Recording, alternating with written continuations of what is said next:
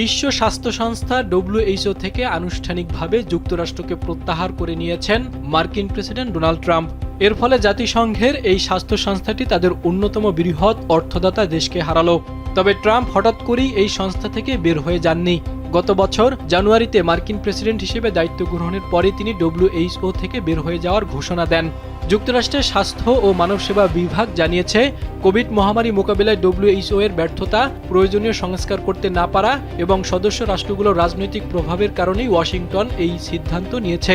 এখন যে কোনো ব্র্যান্ডের পুরাতন এসি বদলে নতুন ওয়ালটন এসিতে উপভোগ করুন 25% ছাড়।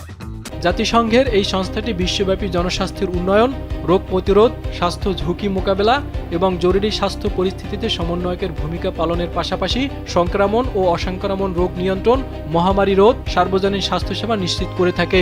এছাড়া স্বাস্থ্য বিষয়ক আন্তর্জাতিক মানদণ্ড নির্ধারণ করে থাকে। আর এই কাজের জন্য সংস্থাটি এতদিন যুক্তরাষ্ট্রের কাছ থেকে বড় অঙ্কের ভর্তুকি পেয়ে আসছিল। কিন্তু যুক্তরাষ্ট্র বের হয়ে যাওয়ায় বিশ্বব্যাপী WHO এর কার্যক্রম সংকুচিত হয়ে যেতে পারে। ফলে স্বল্প উন্নত দেশগুলোতে চরম স্বাস্থ্য ঝুঁকি তৈরি হতে পারে।